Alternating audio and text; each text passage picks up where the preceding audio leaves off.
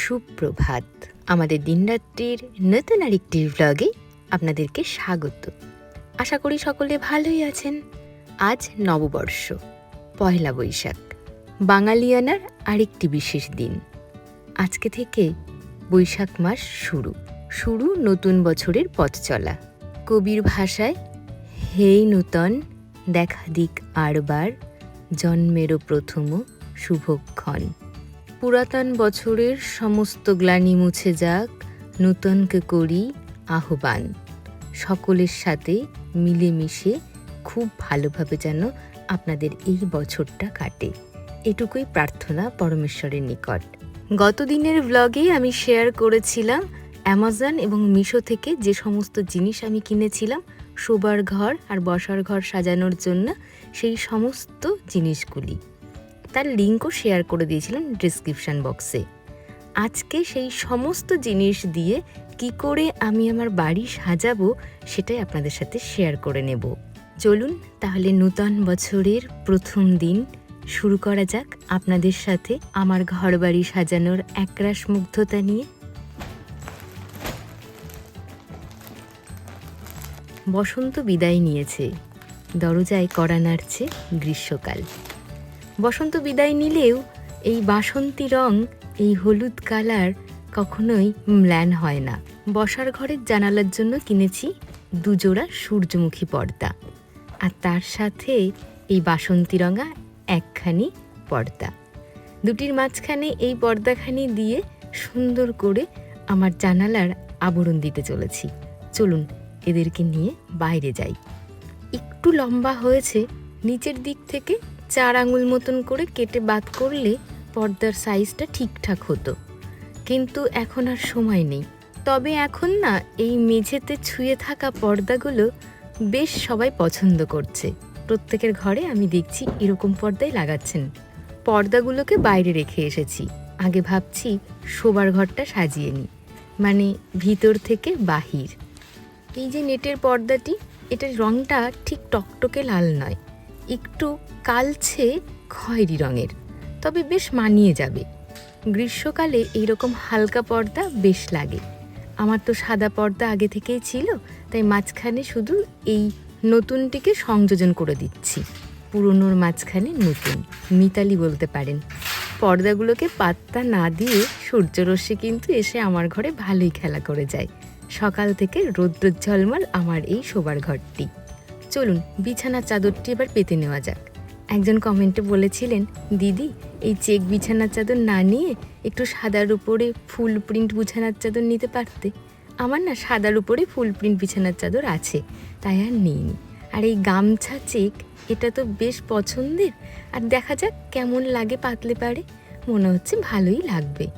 আর এই যে দোহারখানি, এইখানে এনেছিলাম আমি ঢাকা থেকে। সেবার যখন ঢাকা বিশ্ববিদ্যালয় থেকে আমন্ত্রণপত্র পেয়ে ঢাকাতে গিয়েছিলাম, তখন পড়াশোনার কাজকর্ম সব সেরে গিয়েছিলাম বাজারে। সেখানে একটি দোকান থেকে এই কাঁথা সেলাই দোহারখানি কিনেছিলাম। কি সুন্দর মানিয়েছে দেখুন, হাতের কাজ কিন্তু। আর এই কাপড়টা কিন্তু সুতির। বালিশের কভার পরিয়ে দিই। এই বালিশগুলো সেই বিয়ের সময় বাপের বাড়ি থেকে দিয়েছিল। এত উঁচু যে আমিও মাথায় দিতে পারি না, আর উত্তমও মাথায় দিতে পারে না। তবে এই বিছানাটা সাজানোর ক্ষেত্রে এই বড় উঁচু মোটা বালিশ দুখানি বেশ মানিয়েছে। আর বালিশের কভারের দুপাশে যে সাদা পাড় লাগানো রয়েছে, তাতে যেন আরও বেশি সুন্দর লাগছে। চলুন দেখি এই কুশন কভারগুলো পরানোর পরে কেমন মানিয়েছে, আর এদের জামাটা এদের গায়ে ঠিকঠাক সেট হয়েছে কিনা। এবার পয়লা বৈশাখে আমি শাড়ি কিনিনি। প্রত্যেক বছর একটা শাড়ি হয়, আর না হলে কুর্তি, এগুলো তো হয়। এবছর কিছুই কিনিনি, কারণ একখানা ওই আপনার কোয়ার্ড সেট কিনেছিলাম বেশ কয়েকদিন আগে, সেটা পরা হয়নি, ওটাতেই কাজ চলে যাবে। আর এখন না সেই ছোটোবেলার মতন সেই পাগলামিটা আর নেই যে পয়লা বৈশাখ আসলে নূতন জামা লাগবেই। আগে মা কি করতো জানেন, আমাদেরকে মানে আমাকে আর দিদিকে সেই আদ্যি কাপড় হয় না সাদা রঙের, সেই ফ্রক টেপ জামা বলতে পারেন, ছোট ছোট, সেখানে পাখি আঁকা, তার উপর দিয়ে কাঁথা সেলাই করা, রান সেলাই, সেই টেপ জামাগুলো আমাদেরকে পরিয়ে দিতেন। এত ভালো লাগতো দেখতে, খুব মিস করি জানেন তো। দেখুন তো, লাল সাদায় আমার বিছানার চাদর দিয়ে ছোট বালিশ বড় বালিশ দোহার সব মিলিয়ে কেমন লাগছে ঘরখানি। আজকে সেই ছোটবেলার কথা মাথায় রেখে আমিও কিন্তু একটা সাদা ফ্রক জামার মতন আনারকলি কুর্তা পরেছি, আর তার সাথে লাল পাজামা। এবার আমার এই বড় আয়নার সামনেটা চলুন সুন্দর করে সাজিয়ে নিই তাড়াতাড়ি, অনেকটা বেলা হয়ে গেছে, রান্নাবান্না বাকি আছে এখনও। কয়েকটা ছোট ছোট বাক্স কিনতে হবে।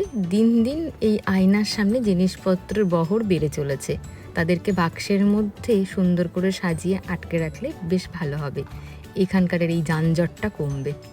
খেসের কাজ করা এই রানারটা কি ভালো লাগছে দেখতে, তাই না?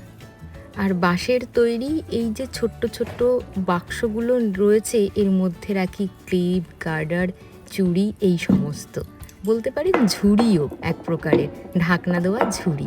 এইগুলো কিনেছিলাম হস্তশিল্পের মেলা থেকে। যাই হোক, এই জায়গাটা তো আমার সাজানো হয়ে গেল। দাঁড়ান, এবার আপনাদেরকে দেখাচ্ছি। দাঁড়ান, ফুলদানিটা তার আগে রেখে নিই, আর তার মধ্যে দিয়ে দিলাম এই সুন্দর সাদা টিউলিপ ফুলগুলো। খাটের পাশে যে ফুলদানিটা রয়েছে তাতেও নতুন ফুল দিয়ে দিলাম। আর এখন তো এপ্রিল মাস, ক্যালেন্ডারটাও ঠিক করে রেখে দিলাম। এবার দেখুন তো কেমন বানিয়েছে। ঘরে অনেক আলো আছে, তবুও একটু হলুদ আলো দিলে ঘরের শোভা যেন অনেক গুণ বেড়ে যায়। চলুন এবার দেখে নিই।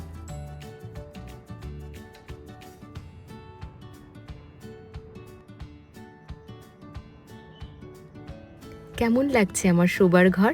অবশ্যই কমেন্টে জানাবেন কিন্তু। দাঁড়ান, আয়নার পাশের সমস্ত অংশটা আপনাদেরকে একসাথে এবার দেখিয়ে দিই।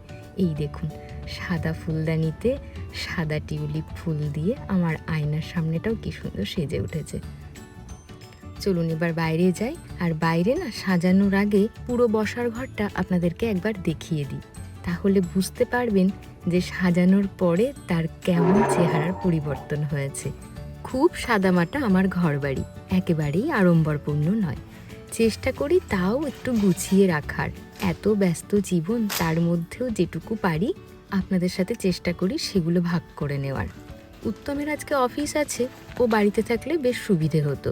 এই লম্বা লম্বা পর্দাগুলো জানলায় ঝুলিয়ে দিতে আমাকে সাহায্য করতো। আমার একার পক্ষে একটু কষ্টসাধ্য এটা। আবার যদি একটা মই থাকতো তাহলে ভালো হতো। এই চেয়ারের উপরে দাঁড়িয়ে এই কাজটা করা আমার পক্ষে একটু অসুবিধেই। তবে পর্দাগুলো ঝোলানোর পরে কেমন লাগবে সেই জন্য আমি অধীর আগ্রহে অপেক্ষা করে আছি। বিশাল বড় বড় পর্দা, তারপরে চওড়াও বেশ। এতটা অংশ একবারে হাতের মধ্যে ধরা আমার পক্ষে বেশ মুশকিল, তবে প্রায় গুছিয়েই এনেছি, আর বেশিক্ষণ নয়। এই যে কেনা পর্দার এটা একটা সুবিধে যে এই রিংগুলো থাকে, রিংগুলোকে জাস্ট ভাঁজ করে দিলেই হয়ে যায়। চলুন এবার এগুলোকে জানলায় ঝুলিয়ে দিই। এই জায়গাটাতে একটু ভয় করছে, মনে হচ্ছে যদি পড়ে যায় তাহলে তো আর রক্ষে নেই। আর দুটোই তো হাত, 4টে হাত হলে ভালো হতো, মানে নিচ থেকে একজন যদি পর্দাগুলো দিয়ে দিত। আমি যখন এই বাড়িতে পর্দাগুলো ঝোলানোর জন্যে এই যে স্টিলের পাইপগুলো দেখছেন সেগুলো যখন আমি এখানে লাগাই, তখন মাথাতে এই বুদ্ধিটা আসেনি যে একটু এসের মতন বা একটু ওই আংটা মতন ওইগুলো যদি আমি লাগিয়ে নিতাম তাহলে শুধু এই রডগুলোকে উপর দিয়ে বসিয়ে দিলেই হয়ে যেত। আমি বোঝাতে পারলাম না হয়তো, মানে সেই হাতের মতন হয় না, জাস্ট ধরে রাখে, ওই রকম যদি লাগিয়ে নিতাম তাহলে সুবিধা হতো। যাই হোক, অবশেষে পর্দাগুলো তো আমি ঝুলিয়ে দিয়েছি। দেখুন তো কেমন লাগছে। দাঁড়ান, আগে এইগুলোকে একটু সরিয়ে দিই, পর্দা ভেদ করে হালকা আলো আসবে। একেবারে সুতির লিলেন কাপড়, সেই জন্য আরও এত সুন্দর। হালকা কিন্তু ওপাশটা দেখা যায়, পুরোপুরি কিন্তু অন্ধকার হয় না রুমটা। এর আগে শোবার ঘরের জন্য যে পর্দা নিয়েছিলাম সেই পর্দাতে কিন্তু পুরোপুরি ঘর অন্ধকার হয়ে যায়, এটাতে হয় না। এটা আমি এরকমই নিয়েছি, একটু পাতলা, অপূর্ব মানিয়েছে। কিন্তু আপনাদের কেমন লাগছে কমেন্টে জানাবেন। আজকে এই বাড়ি সাজানোর পুরো কাজটাকে আমি 4টি পর্বে ভাগ করেছি। প্রথম পর্বে ছিল বালিশের কভার, বিছানার চাদর এগুলো বদলানো আর পর্দা ঝোলানো ঘরের। আর দ্বিতীয় পর্বে ছিল আমার যে আয়নাটি রয়েছে বড়, তার সামনের অংশটাকে সুন্দর করে সাজিয়ে গুছিয়ে রাখা। আর তৃতীয় পর্বে রেখেছিলাম আমার এই খাবার টেবিলটাকে সুন্দর করে সাজানো আর বসার ঘরের পর্দাগুলোকে ঝুলিয়ে দেওয়া। আর চতুর্থ পর্বে একদম শেষে আমি রেখেছি আমার যে সেন্টার টেবিল আর সোফা রয়েছে সেই অংশটাকে সুন্দর করে সাজানো। আমরা আমাদের কাজগুলোকে যদি এরকম একটু ভাগ করে করি তাহলে কাজটা বেশ সুন্দর পরপর সারিবদ্ধভাবে হয়ে যায়, আর সেক্ষেত্রে কোনো একঘেয়েমিও আসে না, আর ভালোও লাগে কাজটা করতে। একটা করে কাজ হয়ে যায় আর টিক মেরে দিই যে আমার এটা হয়ে গেল। আর মাঝখানে যদি কোনো কাজ আরও চলে আসে যেটা অনেক বেশি জরুরি, তাহলে সেটাকে করে নিই। এইভাবে আমি সবসময় কাজ করি, যে সমস্ত কাজকে বিভিন্ন পর্বে ভাগ করে নিয়ে প্রত্যেকটা পর্বগুলোকে আমি সম্পূর্ণ করার চেষ্টা করি। এই দেখুন আমার কাজ প্রায় হয়ে গেছে। আর এই দেখুন এখন চলে এসেছি যে ঝোলানো একটা গাছেদের জামা কিনেছিলাম সেটাকে এইখানে রাখার চেষ্টা করছি। যে মানি প্ল্যান্টটা আমার রয়েছে সেটাকে আমি এর মধ্যে নিজে বসাতে পারলাম না, তার কারণ সেই টবটা বেশ বড়, এই জামাটি তার ছোট পড়েছে, সেই জন্য এর মধ্যে পুরনো একটা ফুল আমি দিয়ে ওখানে ঝুলিয়ে দিলাম। এবার চলে এসেছি আমার সোফা এবং সেন্টার টেবিল এই অংশটাকে সুন্দর করে সাজানোর জন্যে। এখানে যেহেতু হলুদ সাদা থিম আমি রেখেছি, সেই জন্যে ঘরে যে ড্রেসিং টেবিলের সামনে আমার রানারটা ছিল সেটাকে এনে এখানে সেন্টার টেবিলে পেতে দিলাম। আর এখন চট জলদি এই দুটো সোফার কভার পরিয়ে দেব, আর তার সাথে দোহার আর এই কুশন কভারগুলো সেট করে দিলেই আমার কাজ কিন্তু হয়ে যাবে।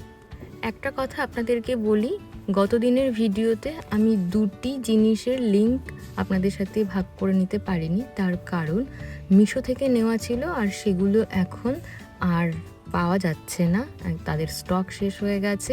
এই হলুদ রঙের যে ছোট কুশন কভার রয়েছে যেখানে সাদা ক্রুশের পার বসানো রয়েছে সেটি একটি, আর হচ্ছে লাল যে গামছা চেকের মাথার বালিশের কভার ছিল সেটি, এই দুটো কিন্তু আর নেই, তাই এদের লিংক আমি শেয়ার করতে পারলাম না। যাই হোক, এই দেখুন সোফাতে তো আমি কভারটা পরিয়ে দিচ্ছি, এখনও পুরো পরানো হয়নি, তাতেই কত সুন্দর লাগছে দেখতে। আর একটা কথা এখানে বলে দিই, এই যে সোফার কভার এর যে লিংক আমি শেয়ার করেছি একবার দেখে আপনারা কিনবেন, কারণ এই জিনিসটি রিটার্ন করার অপশান নেই, শুধুমাত্র আপনি রিপ্লেস বা এক্সচেঞ্জ করতে পারেন। আর যেটা আমার সিঙ্গেল সোফার কভার রয়েছে সেটা রিটার্ন ছিল। তো আপনাদের যদি মনে হয় যে কোয়ালিটি কেমন একবার দেখে নিতে চান, তাহলে আমি বলবো এই সিঙ্গেল কভারটি মানে সিঙ্গেল সোফার যে লিংক আমি শেয়ার করেছি সেই কভারটি আগে অর্ডার করে দেখুন, যদি পছন্দ হয় তাহলে এই বড় সোফার কভারটা আপনারা কিনে নেবেন। সাদা হলুদ থিমের জন্য একটা সাদা দোহার নিয়েছি, আর নিয়েছি একটা এই হলুদ রঙের দোহার, কালচে হলুদ রঙের। তো সেইগুলো আমি হাতলে রেখে দিলাম। আর এখন এই ছোট্ট বালিশের কভারগুলো পরিয়ে দিচ্ছি। এই কভারের কথাই বলছিলাম যে এটা আর স্টকে নেই, তাই এটার লিংক আমি শেয়ার করতে পারিনি। যাই হোক, কাজ প্রায় গুছিয়ে নিয়েছি, এখন শুধু এই বালিশগুলোকে সুন্দর করে সোফাতে রেখে দেওয়া, তাহলেই চতুর্থ পর্বের কাজ সম্পূর্ণ হয়। চলুন আমি এইগুলোকে সাজিয়ে তো নিলাম, এবার পুরো বাড়িটা আপনাদের সাথে আরও একবার ভাগ করে নিই, আর আপনারা দেখে নিন পুরোটা সাজানোর পরে কেমন লাগছে।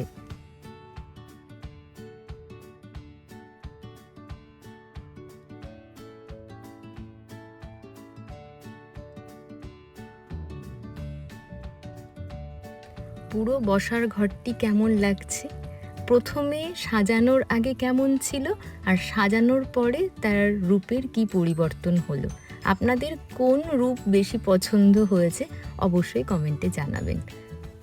আমার বাড়ি তো সুন্দর করে সেজে উঠেছে, আশা করি আপনারা এখান থেকে বেশ কিছু ধারণা নিতে পেরেছেন। আজকের ব্লগটি ভালো লেগে থাকলে প্লিজ প্লিজ প্লিজ একটা লাইক করে দেবেন। আজ তাহলে আসি।